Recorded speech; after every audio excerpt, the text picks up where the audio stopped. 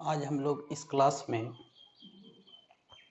Mensuration का कुछ question देखेंगे जो कि एसएससी में पूछा गया है और ये ट्रायंगल पे बेस्ड है। तो देखते हैं पहला क्वेश्चन है, यदि किसी समबाहु त्रिभुज के भीतर किसी बिंदु से त्रिभुज की भुजाओं पर लंबों की लंबाई क्रमशः 5 सेंटीमीटर, 10 सेंटीमीटर और 15 सेंटीमीटर है तो त्रिभुज की ऊंचाई क्या होगा, यही ज्ञात करना है हम लोगों को।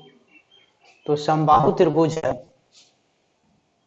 तो समबाहु त्रिभुज का एक रफ फिगर बना लेते हैं। जैसे ए बी सी, कहीं पर भी इसका जो मान लेते हैं कोई बिंदु है, इसके लंबों P1, P2, P3 यही है। त्रिभुज की ऊंचाई ज्ञात करना है तो त्रिभुज की भुजा बराबर यानी समबाहु त्रिभुज की भुजा बराबर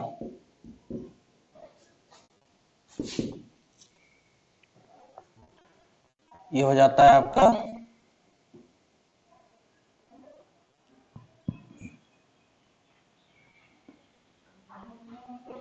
2/√3 P1 plus P2 plus P3, जहां P1, P2, P3 क्या है, किसी केंद्र से लंबाई, किसी बिंदु यानी त्रिभुज के अंदर कोई बिंदु है जो भुजा पर लंब डाले वहीं पर, तो उसी का लंबाई है P1, P2, P3।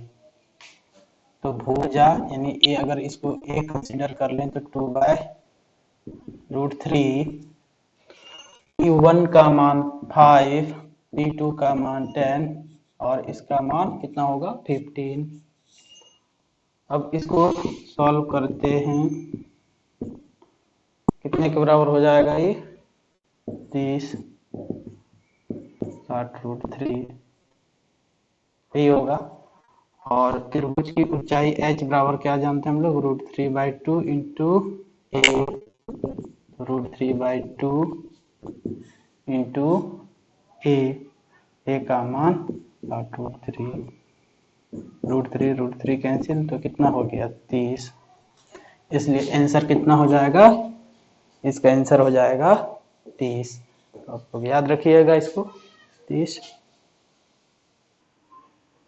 अब हम लोग देखते हैं क्वेश्चन नंबर 2। क्वेश्चन नंबर 2 क्या है, एक त्रिभुज की दो भुजाएं क्रमशः 4 सेंटीमीटर तथा 10 सेंटीमीटर लंबी है। यदि तीसरी भुजा की लंबाई a सेंटीमीटर हो तो a का कौन सा मान सही है। ये एसएससी में पूछा गया है 2012 में और 4 ऑप्शन भी है दिया हुआ। तो हम लोग त्रिभुज का जो बेसिक गुणधर्म जानते हैं, प्रॉपर्टी जानते हैं, उसमें एक्चुअली क्या होता है कि किसी भी त्रिभुज का दो भुजाओं का योग तीसरी भुजा से बड़ी होती है। तो इसी प्रॉपर्टीज का यूज करते हैं। तीसरी भुजा यहाँ पर ए है और दो भुजा 4 सेंटीमीटर और कितना दिया हुआ है 10 सेंटीमीटर, तो 4 प्लस कितना हो जाएगा 10। ये कंडीशन इतना प्राप्त हुआ। और दूसरा यहाँ पर देखते हैं,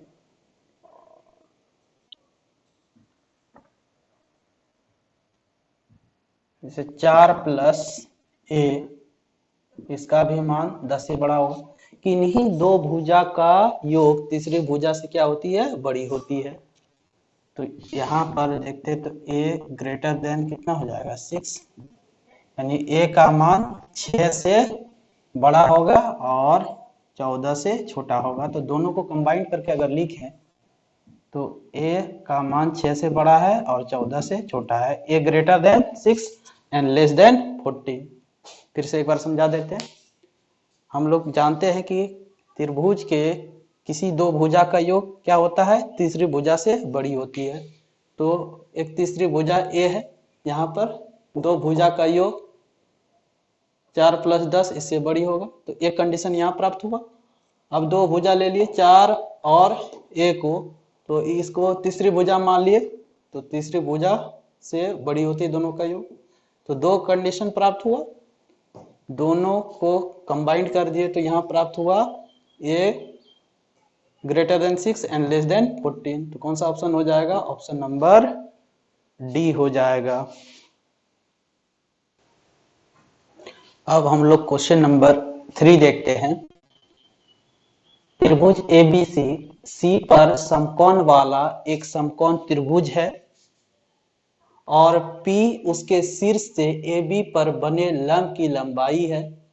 यदि A, B और C क्रमशः BC, CA तथा AB की लंबाइयां हों तो निम्न में क्या सही है? वैसे तो इस टाइप का क्वेश्चन को याद रख लेना है, लेकिन कैसे सॉल्व होता है उसको हम बता देते हैं। वैसे इसका आंसर बी होगा, याद रखने वाला क्वेश्चन है ये। ऑप्शन को ही याद रख लीजिए क्योंकि बहुत बार रिपीट करता है ये क्वेश्चन। तो देखते हैं।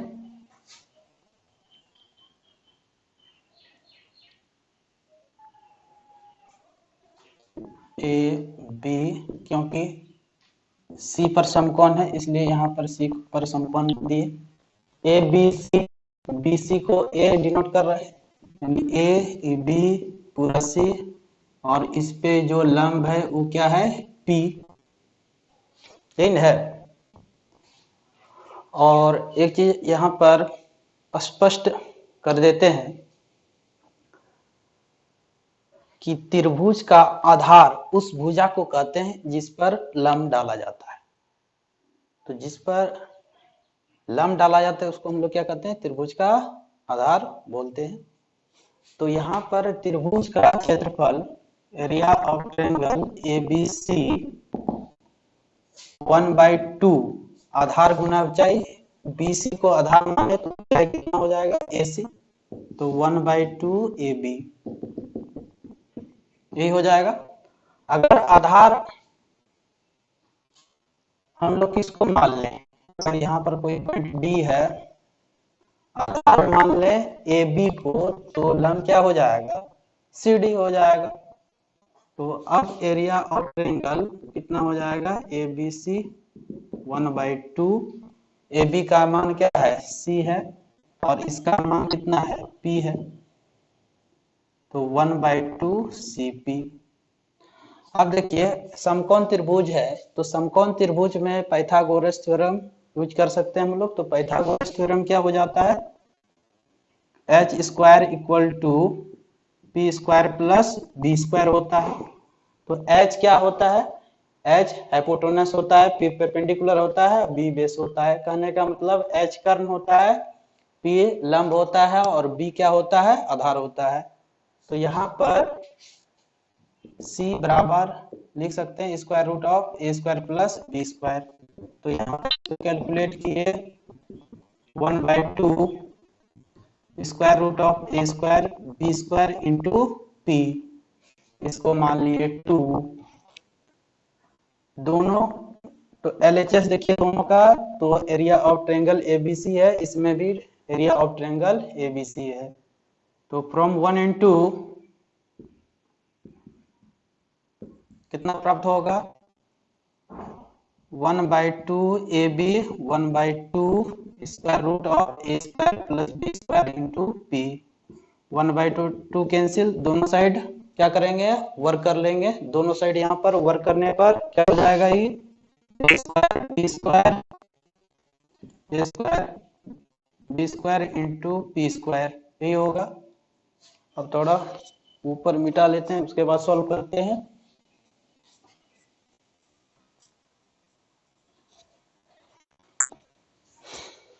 अब यहाँ से देखिए, अगर इसको इस साइड लाएं तो 1/p स्क्वायर हो जाएगा, ये हो जाएगा a square plus b square by a square plus b square. तो 1/p स्क्वायर अलग अलग भाग दीजिए, स्क्वायर कैंसिल हो जाएगा, 1/p square b square cancel हो जाएगा, तो बन जाएगा 1/a स्क्वायर। तो therefore 1/p square equal to 1/a square by 1/b square. तो एक्चुअली इस क्वेश्चन में हम लोग किए क्या? त्रिभुज का क्षेत्रफल दो आधार लेके निकाले। पहला आधार क्या था? आधार पहले माने कितना? BC, उसके बाद दूसरा आधार माने AB।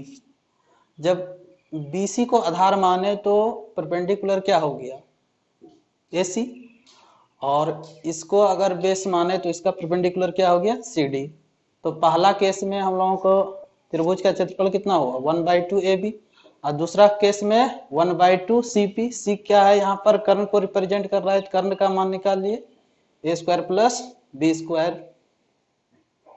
तो P है P, और यहाँ पर सॉल्व कर दिए। सॉल्व करने में बहुत ही सहूलियत है, यहाँ पर दोनों साइड वर्क किए हैं और इसको इस साइड लाए, तो यहाँ पर कुछ नहीं था तो 1, इसको गुना कर दिए और फिर इसको इस साइड ला दिए, तो 1/P² बराबर फिर अलग अलग भाग दे दिए, तो 1/B² प्लस 1/A²। तो ये कितना तो बराबर होगा, 1/P² equal to 1/A² plus 1/B²। तो इतना आप लोग नोट कर सकते हैं।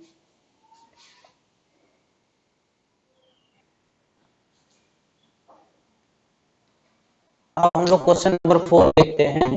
एक त्रिभुज का परिमाप 40 सेंटीमीटर है और उसका क्षेत्रफल 60 सेंटीमीटर स्क्वायर है। यदि उस त्रिभुज की सबसे लंबी भुजा कितना है, 17 सेंटीमीटर है, तो हम लोगों को क्या ज्ञात करना है, त्रिभुज की सबसे छोटी भुजा ज्ञात करना है। तो कैसे ज्ञात करेंगे, देखिए कुछ शॉर्टकट अपनाते हैं। यहाँ पर सबसे लंबी भुजा, देखिए सबसे लंबी भुजा की तरह हम ट्रीट करके चलते हैं कि समकोण त्रिभुज है, और कुछ चीज हम पहले भी बताए थे, फिर से बता देते हैं। जैसे 3, 4, 5 इस समकोण त्रिभुज का भुजा है, 6, 8, 10 ये भी समकोण त्रिभुज का भुजा है। फिर इसी प्रकार 5, 12, 13 ये भी समकोण त्रिभुज का भुजा है। इसी प्रकार 8, 15, 17 ये भी समकोण त्रिभुज का भुजा है। इसी तरह 15, 20, 25 ये भी समकोण त्रिभुज का भुजा है। तो कुछ चीज याद रखते हैं जिसके परिणाम स्वरूप हमें क्वेश्चन सॉल्व करने में बहुत सहूलियत होता है। तो सबसे लंबी भुजा कितना है, 17 है। तो यहाँ से डेटा देखें तो ई 15 हो जाएगा, ई कितना हो जाएगा, 8। अब देखते हैं जो दो कंडीशन दिया है दोनों को सेटिस्फाई कर रहा है कि नहीं कर रहा है। त्रिभुज का परिमाप क्या हो जाता है, तीनों भुजा का योग, तो 8 + 15 + 17 ये कितने के बराबर हो जा रहा है, 40, है ना। और क्षेत्रफल जो हो जाता है त्रिभुज का 1/2, आधार गुना ऊंचाई, आधार कितना 15 और ऊंचाई 8, 4 चुके 60। तो दोनों कंडीशन फुलफिल कर रहा है, इसलिए त्रिभुज की सबसे छोटी भुजा क्या होगी, 8। तो ऑप्शन नंबर कितना हो जाएगा, सी। तो इस तरह आप लोग बना सकते हैं इसको।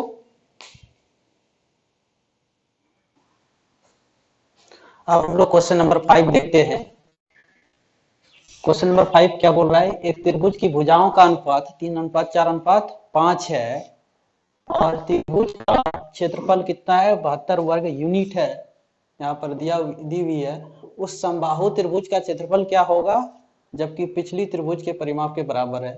यानी जो पहला त्रिभुज है और ये जो समबाहु त्रिभुज है दोनों का परिमाप समान है, तब हम लोगों को क्या ज्ञात करना है, समबाहु त्रिभुज का क्षेत्रफल कितना होगा। तो देखते हैं अनुपात क्या क्या दिया हुआ था, 3:4:5। देखिए 3, 4, 5 यानी समकोण त्रिभुज है, याद रखना है। तो ये 3, 4, 5, अगर x लगा दे तो ये भी कितना x हो जाएगा यहाँ पर। अब इसका क्षेत्रफल कितना है, 72 स्क्वायर यूनिट है, और समबाहु त्रिभुज का क्षेत्रफल जानते हैं 1/2, सॉरी समकोण त्रिभुज का क्षेत्रफल 1/2 आधार गुना ऊंचाई 4x × 3x, आधार 4x ऊंचाई 3x। तो ये कितने के बराबर हो जाएगा, यहाँ पर 72 1/2 4x × 3x 2 काटा दिए, यहाँ पर 36 72, यहाँ पर 12, x स्क्वायर का मान 12, तो x का मान कितना हो जाएगा, तो 2√3 ही x का मान प्राप्त हुआ। अब कहता है परिमाप समान है, तो परिमाप यहाँ पर देखें, इस त्रिभुज का परिमाप कितने के बराबर हो जाएगा, तीनों भुजा का योग 3x + 4x 5x, तो जोड़ के कितना हो जाएगा, 3, 4, 7 12x, तो 12x का मान कितना, 2√3। अब एक समबाहु त्रिभुज है जिसका परिमाप क्या हो जाता है 3a, और इसके परिमाप के बराबर होगा तो 12√3 इंटू √3। तो यहाँ पर देखें तो 4 a का मान 8√3। तो समबाहु त्रिभुज का क्षेत्रफल क्या हो जाता है? √3/4 भुजा का स्क्वायर। तो √3/4 भुजा 8√3 का स्क्वायर, √3/4 80 80 64, ये कितना हो जाएगा? 3 16 16 48 √3, यही हो जाएगा आंसर। तो कौन सा ऑप्शन होगा? बी। फिर से समझा देते हैं क्वेश्चन कैसे हुआ। देखिए त्रिभुज का तीनों भुजाओं का अनुपात कितना है? 3:4:5 है। तो यहाँ पर 3 4 5 यानी समकोण त्रिभुज का निर्माण कर रहा है, तो समकोण त्रिभुज ट्रीट कर लिए 3x 4x और 5x। तो लंब हो गया 3x, आधार कितना? 4x। तो इसलिए त्रिभुज का क्षेत्रफल कितना हो जाएगा? 1/2 आधार गुना ऊंचाई। तो यहाँ पर देख रहे हैं कि क्षेत्रफल कितना है? 72। तो x स्क्वायर का मान 12 निकला, तो x का मान 2√3। अब देखते हैं क्या एक समबाहु त्रिभुज है जिसका परिमाप कितने के बराबर हो जाता है? 3a। जब इसका भुजा a है तो यहाँ पर इसका परिमाप कितना निकाले थे हम लोग?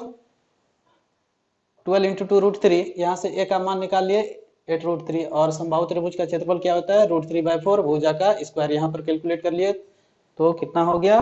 48√3। तो ये आपका आंसर आ गया।